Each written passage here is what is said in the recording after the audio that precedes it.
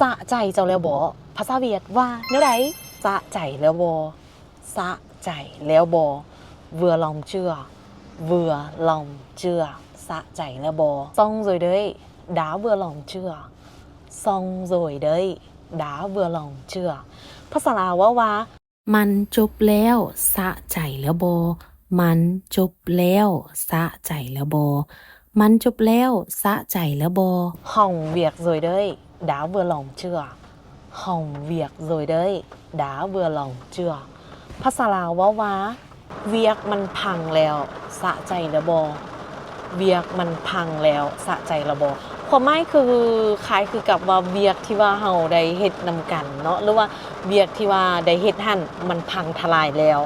สะใจแล้วบ่เนาะhọc tiếng Lào chỉ với giá 299k với sách 30 phút tự học tiếng Lào giao tiếp cuốn này.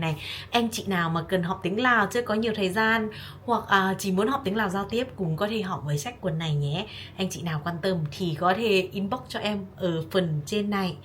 Và các anh chị thông cảm đợi giúp em khoảng 2 tuần nữa nhé là sẽ có sách bởi vì hiện tại sách đang in ấn ạ. ปุ่ม30 นาทีเรียนภาษาเวียดโดยตัวเองนักเรียนคนใดที่ว่าสนใจเรียนภาษาเวียดแต่ว่ายังบ่ทันมีเวลาที่จะลงทะเบียนเรียนเป็นห้องสามารถเรียนกับปุ่มหัวนี้ได้เนาะปุ่มหัวนี้จะมีวิดีโอให้นักเรียนฝึกออกเสียงพร้อมเรียนภาษาเวียดเพียงแต่